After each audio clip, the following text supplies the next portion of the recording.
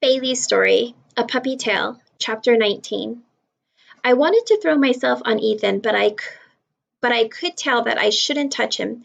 Instead, I put the flip gently down beside him. Then I lay down on the wet grass and inched forward so that my nose brushed his face.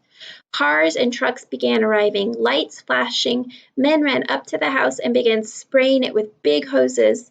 More people brought over a bed on wheels and lifted the boy gently onto it. They rolled the bed over to a truck. I trotted right at the side of the bed, and when the men opened two doors at the back of the truck and boosted the wheeled bed through them, I tried to crawl in as well. But one of the men pushed me away. "No, sorry," he said. I stared up at him with disbelief and whined a little in my throat. I just gotten my boy back and they were taking him away from me? "Stay, Bailey, it's okay," the boy said from inside the truck.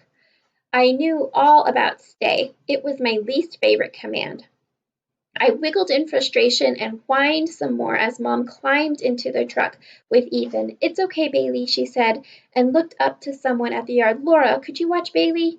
"Sure," a woman said, and a hand closed around my collar. I knew from the smell that it was Chelsea's mom. She was nice enough, but she wasn't my boy. I pulled a little against her grasp, even though I'd been told to stay. Dad climbed in to be with Mom and the boy, and the doors of the truck closed. It drove away. I stared in astonishment and gave a single mournful bark. It was my job to keep the boy safe. How could I do that now? Why didn't these people understand? Chelsea's mom did not let go. "Hush, Bailey. It'll be okay," she whispered. "They'll be okay." But I could hear tears in her voice, and I was not reassured. She took me to one side and stood holding me while the men with hoses kept spraying until the fire died. All that was left was a choking smell of ash and smoke. "Has to be arson, no question," said a man with a flat cap on his head, talking to a woman who'd just arrived in a car who wore a gun on her belt. I'd learned that people who dressed like this were called police. "Somebody definitely set this fire," the man went on. "The bushes, the tree, all of it went up at once. Family is lucky to be alive." "Lieutenant, look at this," another police officer called. Chelsea's mother edged up to see what they were looking at. It was Todd's shoe. I turned my head away guiltily. "Looks like there's blood on it," the man said, shining a flashlight on the shoe and the snow around it. "The boy got pretty cut up going out his window," someone else said. "Yeah, over here, but not here. All I got here are dog tracks and the shoe." I knew that word dog was the word bad going to be said soon. I sank to the soggy ground at Chelsea's mom's feet. Maybe they wouldn't notice if I made myself very small. The woman with the gun took the flashlight and aimed it at the shoe. "Well, what do you know?" she said. "Okay, you two, see where that trail of blood leads." "Sergeant?" "Yes, ma'am," the man said, coming closer. "Keep the traffic off the street and have those people move back." Chelsea's mother bent down, stroking my head. "Something's wrong, Bailey. You okay?" she asked. I wagged, but not hard. Nobody was scolding me yet, but maybe they would be soon. Chelsea's mother froze. She lifted her head off my fur and looked at it. "Ma'am, do you live here?" the lieutenant asked her. "No, I'm a neighbor." "Did you see anyone tonight? Anyone at all?" "No, I was asleep." "Okay. Could I ask you to join the others over there? Or if you're cold, please just give us your contact information and you can go home." "Yes, but," Chelsea's mom said. "Yes? Could somebody look at Bailey, the dog? I think he's bleeding." I wagged again, feeling a bit more hopeful. Nobody seemed interested in Todd's shoe at the moment. Maybe I wasn't in trouble. The policewoman bent down. "Are you hurt, boy? How did you get hurt?" she asked. She pointed the flashlight at me and gently ran her hand over the fur on my throat and around my neck.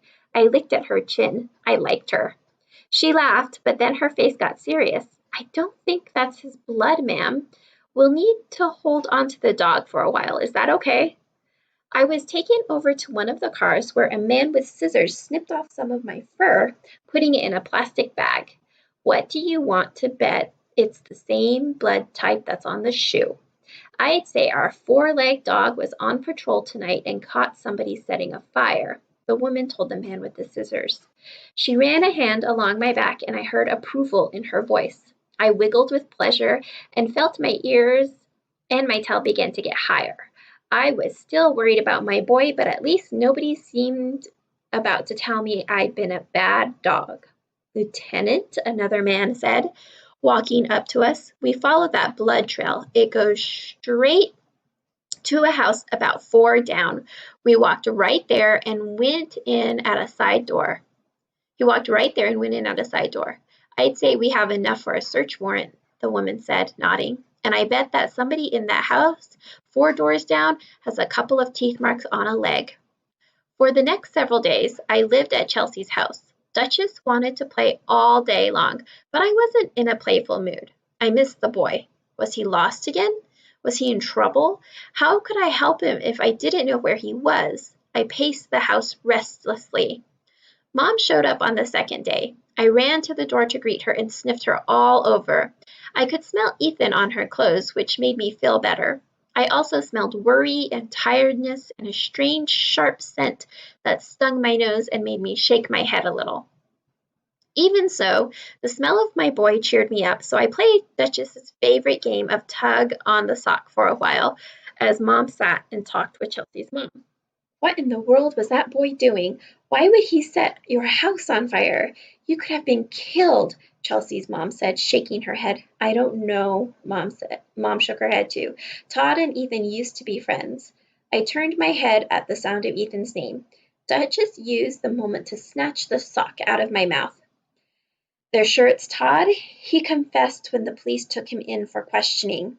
Did he explain why he did it? Duchess shoved the sock into my face, daring me to try to take it away. He said he didn't know why he did it. Mom wrapped both hands around her coffee cup, almost as if it was comforting her. Well, for heaven's sake, I always did think that boy was strange. Remember when he pushed Chelsea into the bushes for no reason? No, I never heard that. He pushed her? With a sudden lunge, I grabbed the free end of the sock. Duchess dug her feet into the carpet and growled. I pulled her around the room, but she didn't let go. Bailey's a hero now. Todd's leg took 8 stitches, Mom said. When I heard my name, I froze. Duchess did too. The sock went slack between us. What were the people talking about? Dog biscuits, maybe? They want to pick his picture in the paper, Mom went on. Good thing I gave Bailey a bath, Chelsea's mom said. So that was what they were talking about, a bath. Not again. I just had a bath. I spat out the socks. Duchess shook it joyously, prancing around the room in victory. How is Ethan? Chelsea's mom asked. Mom put her coffee cup down. The boy's name and the flash of worry and grief coming out of her made me head straight for her. I put my head on her lap and she stroked my ears. She didn't answer the question.